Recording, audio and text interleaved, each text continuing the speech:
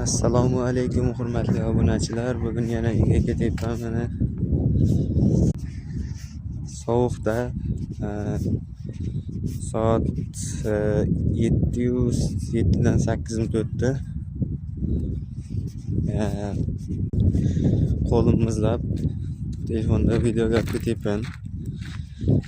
Telefonni bo'lib to'lashga 400 ming so'mga olganman.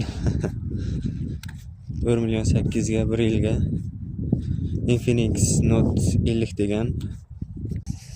Qayerdan kelayotganini aytsam, To'garakdan Karastildan kelyapman. Bugun birinchi kun bordim.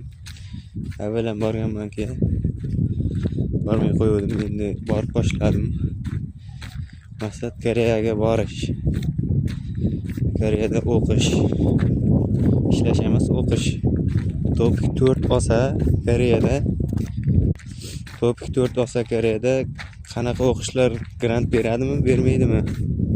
Top 4 bo'lsa.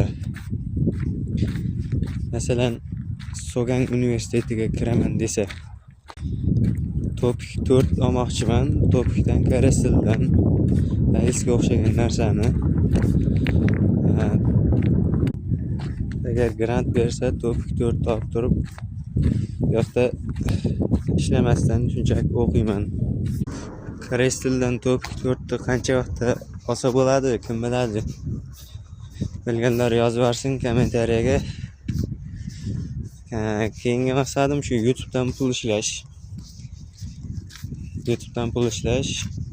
1000 ta obunachiga yetsa, YouTubening shartlari bajarilsa, keyin YouTubedan pul ishlasa bo'ladi ekan. Shu kanalda ham ishlasa bo'lsa kerak. Shu obuna bo'lib qo'ysalaring zo'r ish bo'lardi. Agar har bitta obuna, layklar menga motivatsiya bo'ladi. O'z zo'rg'a gapiryapman. Nima deyishimni o'ylab gapirib, naraqdan beri yurib kelyapman. Nima deb o'ylashimni video to'xtatib. Xullas do'stlar, o'z obunachim ko'p emasga.